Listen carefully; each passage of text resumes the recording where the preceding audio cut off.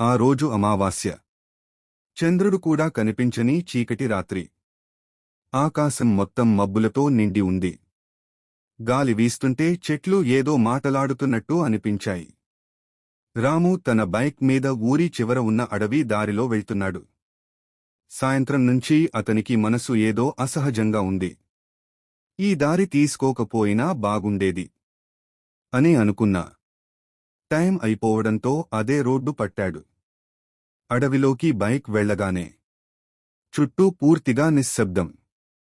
పక్షుల శబ్దం కూడా లేదు. అంతలో చక్ చక్ బైక్ సౌండ్ ఒక్కసారిగా తగ్గిపోయింది. రాము బైక్ ఆపి చూశాడు. పెట్రోల్ ఉంది. బైక్ బాగానే ఉంది. అప్పుడే తన వెనుక నుంచి పాయల్ శబ్దం. చిల్లు చిల్లు. రాము గుండె ఒక్కసారిగా ఆగినట్టు అయ్యింది. వెనక్కి తిరిగి చూశాడు. ఎవరూ లేరు. నా భ్రమే కావచ్చు అనుకుని మళ్లీ బైక్ స్టార్ట్ చేయబోయాడు. అప్పుడే చెట్ల మధ్య తెల్ల చీర కట్టుకున్న ఒక ఆడ ఆకారం కనిపించింది. ముఖం స్పష్టంగా కనిపించలేదు. కళ్ళు మాత్రం చీకట్లో కూడా మెరిసిపోతున్నాయి. రాము నోట మాట రాలేదు. కాళ్ళు వణికిపోతున్నాయి. ఆ ఆడ ఆకారం మెల్లగా నడుస్తూ రాముని వైపు వస్తోంది. అప్పుడే ఆమె నోరు తెరిచి ఒక్క మాట చెప్పింది. ఈ రాత్రి మేమంతా వచ్చాము. ఆ మాట వినగానే అడవి మొత్తం ఒక్కసారిగా గాలి తుఫానుగా మారింది. చెట్లు ఊగుతున్నాయి. ఆకుల మధ్య నుంచి చాలా నీడలు కదులుతున్నట్టు కనిపిస్తున్నాయి. రాముకి అర్థమైంది. ఈ రాత్రి సాధారణ రాత్రి కాదు. ఇది దెయ్యాలు వచ్చిన రాత్రి. రాము గుండె వేగంగా కొట్టుకుంటోంది. చెమటలు చల్లగా కారుతున్నాయి. తెల్ల చీర వేసుకున్న ఆ ఆడ ఆకారం ఇప్పుడు చాలా దగ్గరగా వచ్చింది. ఆమె కాళ్ళు నేలపై తగలడం లేదు. గాలిలో తేలుతున్నట్టు ఉంది. రాము వెనక్కి అడుగు వేశాడు. ఎవరు మీరు? అని వణుకుతున్న గొంతుతో అడిగాడు. ఆమె నవ్వింది. కాని ఆ నవ్వులో మనిషి వాసన లేదు. నువ్వు అడవిలోకి వచ్చావు. ఈ రాత్రి మా రాత్రి అని తెలిసినా అంతలో చెట్ల వెనుక నుంచి 1, 2 కాదు 10, 20 నీడలు కదిలాయి.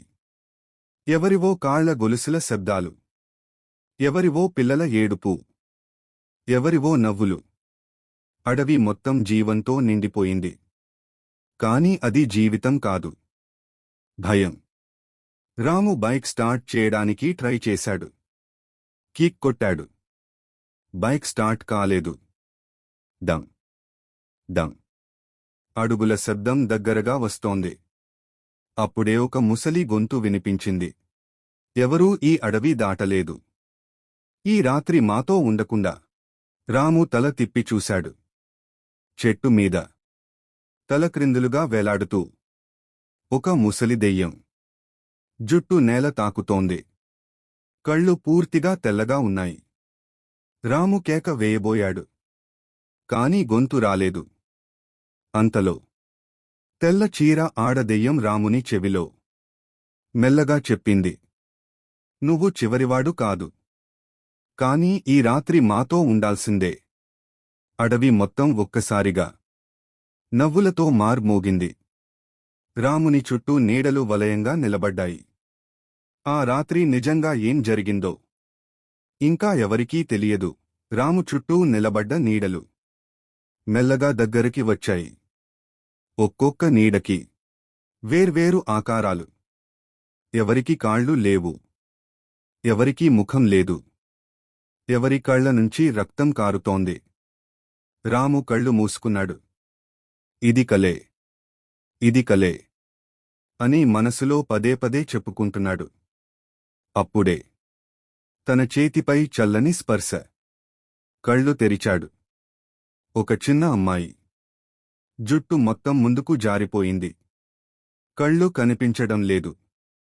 అన్నయ్య అని మెల్లగా పిలిచింది. రాము మనస్సు కరిగిపోయింది. నువ్వెవరు? అని అడిగాడు. ఆ అమ్మాయి తల పైకెత్తింది. ఆమె కళ్ళు ఖాళీగా ఉన్నాయి. కళ్ళు ఉన్న చోట చీకటి మాత్రమే. మేము ఇక్కడ చనిపోయాము. ఈ అడవి మా సమాధి. అంతలో తెల్ల చీర దెయ్యం ముందుకు వచ్చింది. ఏళ్ల క్రితం ఈ అడవిలో ఒక గ్రామం ఉండేది. ఆమె మాటలతో అడవి చీకటి మారిపోయింది. రాము కళ్ల ముందు ఒక పాత ఊరు కనిపించింది. చిన్న ఇళ్ళు, పిల్లలు ఆడుకుంటున్నారు, ఆడవాళ్లు నీళ్లు తెచ్చుకుంటున్నారు. అప్పుడే ఒక పెద్ద మంట. అడవి మొత్తం కాలిపోతోంది. గ్రామస్తుల కేకలు, పిల్లల ఏడుపులు. ఆ రాత్రి మమ్మల్ని బతికుండగానే కాల్చారు.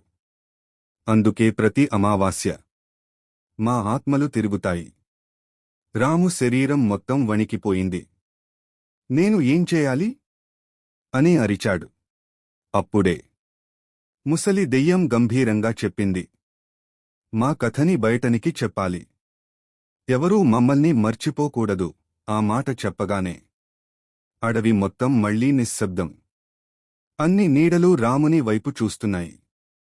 ఇప్పుడు నిర్ణయం రాముదే. అడవి మొత్తం నిశ్శబ్దంగా మారింది. గాలి కూడా కదలడం లేదు. రాము ఒక్కడే కదులుతున్నాడు. కాళ్ళు వణుకుతున్నా మనసులో మాత్రం ఒక నిర్ణయం. మీ కథని అందరికీ చెప్తాను. మీరు అనుభవించిన అన్యాయం ఎవరూ మర్చిపోరు అని గట్టిగా అన్నాడు. తెల్ల చీర దెయ్యం కళ్లలో మొదటిసారి ఒక భావం కనిపించింది, శాంతి. అంతలో చిన్న అమ్మాయి రాముని దగ్గరకి వచ్చింది. మాట తప్పితే మళ్లీ ఈ అడవిలోకి వచ్చావంటే ఈసారి బ్రతకవు. ఆ మాట చెప్పగానే ఆమె శరీరం మెల్లగా పొగలా మారింది.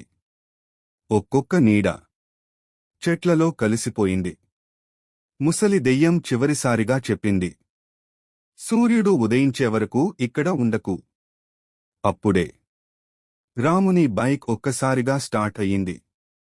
రాము వెనక్కి కూడా చూడకుండా బైక్ తీసుకుని అడవి నుంచి బయటకి వచ్చాడు. అడవి దాటి మొదటి వెలుగు కనిపించగానే అతని స్పృహ పోయింది. కొన్ని రోజులు తరువాత రాము ఆ అడవిలో జరిగిన కథని అందరికీ చెప్పాడు.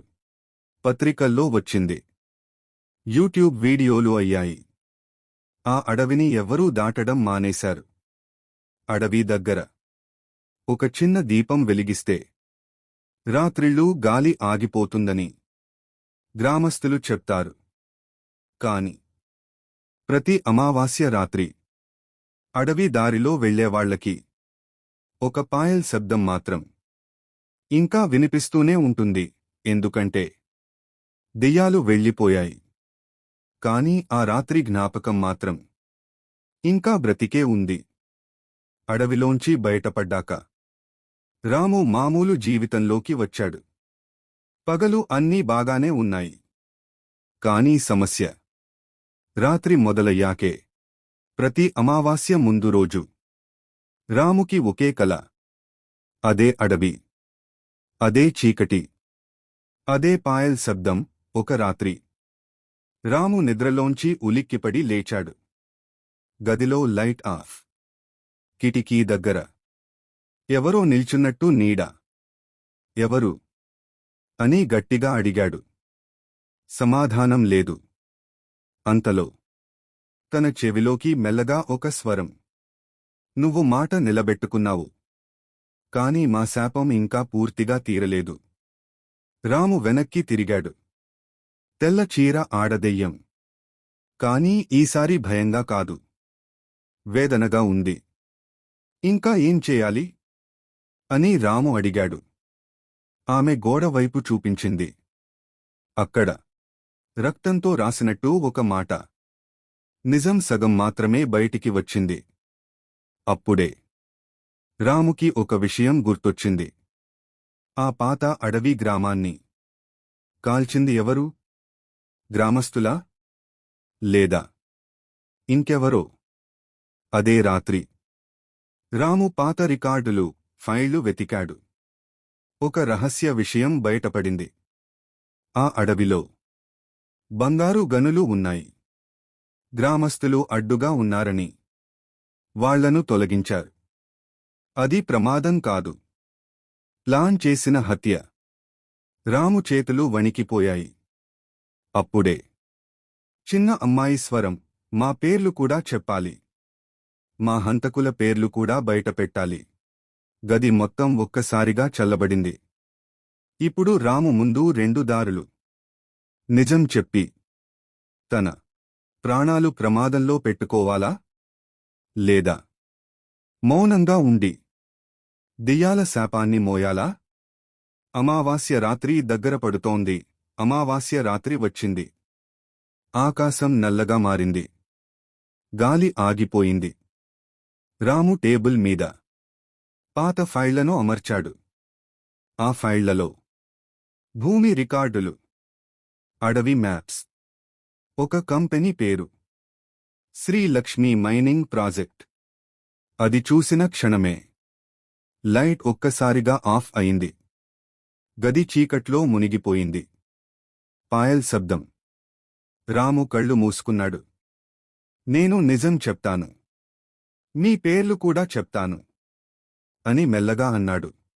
అప్పుడే అడవి దృశ్యం మళ్లీ కళ్ల ముందు. తెల్ల చీర ఆడదెయ్యం, ముసలిదెయ్యం, చిన్న అమ్మాయి. అందరూ నిలబడి ఉన్నారు. ముసలిదెయ్యం ముందుకు వచ్చి చెప్పింది, హంతకుల పేర్లు బయటపెడితే నీ రక్తంతో ముద్రపడుతుంది. రాము భయపడ్డాడు. కాని వెనక్కి తగ్గలేదు. భయం కంటే నిజం పెద్దది అని చెప్పాడు. ఆ మాటతో అడవి కంపించింది. మరుసటి రోజు రాము ఒక వీడియో రిలీజ్ చేశాడు. డాక్యుమెంట్స్, పేర్లు, సాక్ష్యాలు అన్నీ బయటపెట్టాడు. వీడియో వైరల్ అయ్యింది. అదే రోజు రాత్రి రాము ఇంటి బయట బ్లాక్ కారు. ముగ్గురు వ్యక్తులు దిగారు. తలుపు తట్టారు. అప్పుడే ఇంటి లోపల గాలి చల్లబడింది. చెట్లలో నుంచి అరుపులు. తెల్ల చీర దెయ్యం స్వరం, ఇప్పుడు నువ్వు ఒక్కడివి కాదు. బయట నిలబడ్డవాళ్లు ఒక్కసారిగా కేకలు వేశారు. కిటికీ దగ్గర వారి నీడలు వింతగా వంగిపోయాయి. ఒకడు నేలపై పడిపోయాడు. మిగతా ఇద్దరు భయంతో పారిపోయారు. రాము బయటికి వచ్చి చూశాడు. కారు ఖాళీ. కాని నేల మీద రక్తంతో రాసినట్టు ఒక మాట. న్యాయం మొదలైంది. రాము అర్థం చేసుకున్నాడు. దెయ్యాలు ప్రతీకారం కాదు, న్యాయం కోరుతున్నాయి. కాని ఇది ఇంకా ముగింపు కాదు. వీడియో బయటకి వచ్చిన 3 రోజుల్లోనే దేశం మొత్తం ఆ అడవి గురించి మాట్లాడింది. TV channels, news debates, court నోటీసులు. శ్రీ లక్ష్మీ మైనింగ్ ప్రాజెక్ట్ పూర్తిగా మూసివేయబడింది. పాత కేసులు మళ్లీ తెరుచుకున్నాయి. గ్రామస్తుల మృతులు, హత్యలుగా నమోదు అయ్యాయి. ఆ కంపెనీ యజమాని అరెస్ట్ అయ్యాడు. కాని అమావాస్య రాత్రి రాము మళ్లీ ఆ అడవి దారిలోనే నిలబడ్డాడు. ఈసారి భయంతో కాదు, వాగ్దానం నెరవేర్చిన మనసుతో. అడవిలో దీపం వెలిగించాడు. చిన్న పూజ చేశాడు. పాయల్ శబ్దం మళ్లీ వినిపించింది. తెల్ల చీర ఆడదెయ్యం కనిపించింది. ఈసారి ఆమె ముఖం స్పష్టంగా ఉంది. భయం కాదు, శాంతి. మా పేర్లు వినిపించాయి. మా కథ గుర్తించబడింది. చిన్న అమ్మాయి నవ్వింది. ముసలి దెయ్యం తల వంచింది. ఆకాశంలో మొదటిసారి ఆ అడవిపై చంద్రుడు కనిపించాడు. ఇక మేము వెళ్ళొచ్చు అని ఆడదెయ్యం చెప్పింది. ఒక్కొక్క ఆత్మ వెలుగులో కలిసిపోయింది. అడవి మళ్లీ అడవిగా మారింది. కొన్ని నెలల తరువాత ఆ అడవి దగ్గర ఒక స్మారక స్తూపం. అందులో ఒక వాక్యం, ఇక్కడ న్యాయం కోసం ఎదురుచూసిన ఆత్మలకు రాము జీవితం మారిపోయింది. భయం అతన్ని వదిలేసింది. కాని ప్రతి అమావాస్య రాత్రి దూరంగా అడవి వైపు చూస్తే ఒక చిన్న దీపం తానుగా వెలిగినట్టు అనిపిస్తుంది. అది గుర్తు మాత్రమే, దెయ్యాలది కాదు, నిజం కోసం నిలబడ్డ ఆత్మలది. ఈ కథ ఇంతటితో ముగుస్తుంది. ఈ వీడియో మీకు నచ్చినట్లయితే మన ఛానల్ను సబ్స్క్రైబ్ చేయండి.